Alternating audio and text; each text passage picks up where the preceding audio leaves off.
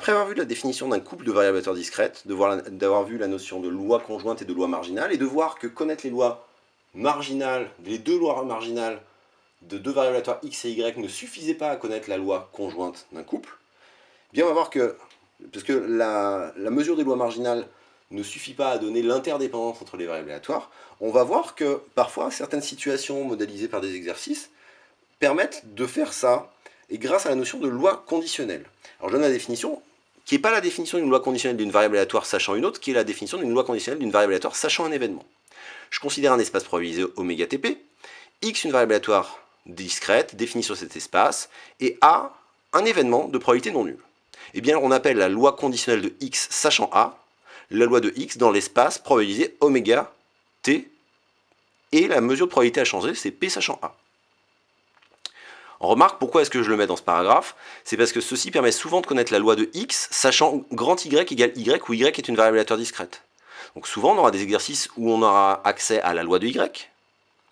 Pour tout y dans le support de y, à la loi de x, sachant y égale y, d'où je vais pouvoir en déduire la loi conjointe du couple xy, d'où je pourrais déduire la loi marginale de x, parce qu'a priori la loi de y je la connaissais, la loi marginale de x, et après éventuellement pour x dans le support de x, je pourrais en déduire la loi de y sachant x égale x, dans une forme de retournement de probabilité conditionnelle. Alors je donne un exemple tout de suite de ça.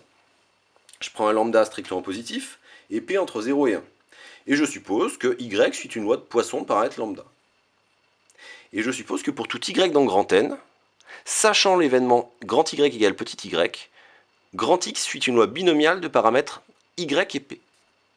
Et on va s'intéresser, grâce à ça, donc j'ai la loi de y et j'ai la loi de x sachant y égale y, et je vais en déduire la loi du couple. Alors v, l'ensemble des xy, bien v de oméga, on peut réfléchir, mais grand x sera toujours plus... Sachant y égale y, grand x de oméga est à valeur dans 0 petit y. Donc en fait, v de oméga, c'est l'ensemble des couples de n au carré, tels que la première coordonnée petit x sera inférieure ou égale à y. Mais j'ai envie de dire que si on ne se soucie pas de ça, on peut se demander quel est l'ensemble des valeurs possibles de grand y, c'est grand n. Quel est l'ensemble des valeurs possibles de grand x? Comme grand x, il est compris entre 0 et la valeur de y, mais que la valeur de y peut être aussi grande qu'on veut, eh bien, toutes les valeurs possibles de grand x, ce seront tous les entiers naturels. Donc on peut aussi dire que grand x de oméga, c'est grand n, et grand y de oméga, c'est grand n.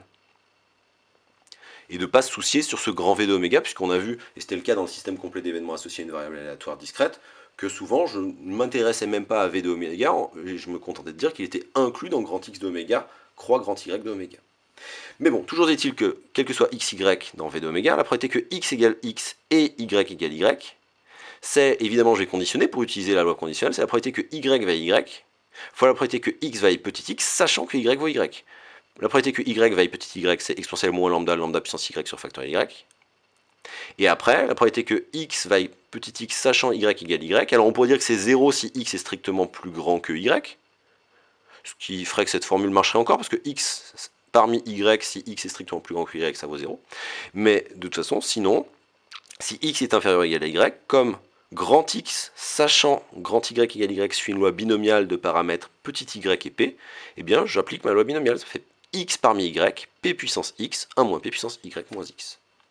Et donc là j'ai la loi du couple, puisque j'ai donné v de oméga, et pour tout petit x, y dans v de oméga, la probabilité que grand x égale x, y égale y, donc autrement dit la probabilité que grand v vaille petit x, petit y.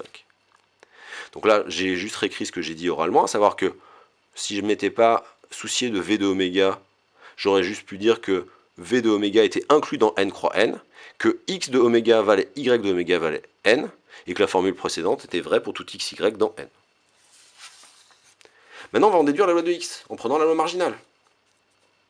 Maintenant que j'ai la loi du couple, je dis que grand x d'oméga c'est n, et que pour tout j dans grand n, la probabilité que x vaille j, c'est la somme, ce serait une somme sur une ligne qui a une infinité de colonnes, mais peu importe, ce serait la somme de i égale 0 à plus l'infini, donc c'est la somme sur toutes les valeurs possibles de grand y, de la probabilité que x vaille j, et y vaille cette autre valeur. Et là, j'utilise la loi du couple, qui me dit que cette quantité-là, ça vaut exponentielle de moins lambda puissance i sur factoriel i, j parmi i, p puissance j fois 1 moins p puissance i moins j. Et je constate que ce terme-là est non nul, si et seulement si i est supérieur ou égal à j. Donc ça fait la somme de i égale j à plus l'infini de cette quantité-là. Je fais un changement d'indice en posant k égale i moins j pour me ramener à une somme qui démarre à 0. J'ai la somme de k égale 0 à plus l'infini de exponentielle moins lambda, lambda puissance k plus j sur factoriel k plus j parmi k plus j, p puissance j, 1 moins p puissance k. Donc je me suis débarrassé de mon ancien indice i. Et là, je vois qu'il y a des termes qui se simplifient, parce que dans mon j parmi k plus j, il y a un k plus j factoriel qui va venir se simplifier ici. Puis après, je vais avoir un factoriel j, un factoriel k. Donc j'ai exponentielle de moins lambda, lambda puissance k, lambda puissance j, sur factoriel j, factoriel k, p puissance j, 1 moins p puissance k. Je sors de la somme tout ce qui ne dépend pas de k.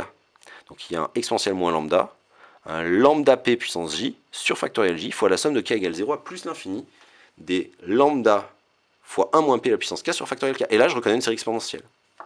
Et donc, j'ai exponentielle de moins lambda fois lambda p puissance j sur factoriel j fois exponentielle de lambda moins lambda p. Là, j'ai les exponentielles lambda qui se simplifient. J'ai exponentielle de moins lambda p fois lambda p puissance j sur factoriel j. Et donc, j'ai grand x d'oméga qui vaut grand n. Et pour tout j, la probabilité que x vaille j qui vaut exponentielle de moins lambda p puissance j sur factoriel j. Autrement dit, x suit une loi de Poisson de paramètre lambda p. Alors, là, j'ai fait l'essentiel du travail, c'est-à-dire qu'à partir de la loi de y et de la loi conditionnelle de x sachant grand y égale y, j'ai déterminé la loi du couple, puis la loi marginale de x. Si je veux faire l'opération inverse, c'est-à-dire connaître la loi de y sachant x égale j, eh bien, je dis que pour tout j dans n, pour tout i dans n, la probabilité que y vaille i sachant x égale j, c'est la probabilité de l'intersection sur la probabilité que x égale j. La probabilité que x égale j, maintenant on la connaît. Et la probabilité de l'intersection, comme je connais la loi du couple, je la connais aussi. Elle vaut 0 si i est strictement plus petit que j. Et la formule qu'on avait là, le exponentiel moins lambda, lambda puissance i sur factoriel i, j parmi i, p puissance j, 1 moins p puissance i moins j, si i est supérieur ou égal à j, que je divise donc par le exponentiel moins lambda p, lambda puissance j, p puissance j sur factoriel j, que j'avais obtenu par la loi marginale. Et là, il y a des choses qui se simplifient. J'ai un exponentiel de lambda facteur de... Donc j'ai exponentiel de moins lambda facteur de 1 moins p. Les termes en lambda puissance i, lambda puissance j font un lambda puissance i moins j. Les termes en p puissance j s'en vont. J'ai mon 1 moins p puissance i moins j. Et là, au niveau des factoriels, j'avais factoriel i qui simplifie ici, factoriel j qui simplifie ici, et j'ai un factoriel i moins j. Donc j'ai finalement exponentielle de moins lambda fois 1 moins p fois lambda fois 1 moins p puissance i moins j sur i moins j factoriel si i est supérieur ou égal à j. Alors ça, c'est ce qu'on appelle une loi de Poisson décalée, hein, puisque sachant x égale j, y suit ce qu'on appelle une loi de Poisson de paramètre lambda fois 1 moins p décalé de j. Pourquoi? Parce que pour tout k dans n, la probabilité sachant x égale j de que y vaille j plus k, donc là vous remplacez la formule précédente, dans la formule précédente, le i par j plus k, et vous obtenez exponentielle de moins lambda fois 1 moins p, fois lambda fois 1 moins p puissance k sur factoriel k, ce qui correspondrait bien à une loi de Poisson de paramètre lambda fois 1 moins p. Mais là, il y a le décalage de j qui s'est opéré. Donc voilà comment est-ce qu'on peut manipuler les lois conditionnelles pour jouer entre les lois marginales, les couples, les lois conditionnelles dans un sens et dans l'autre.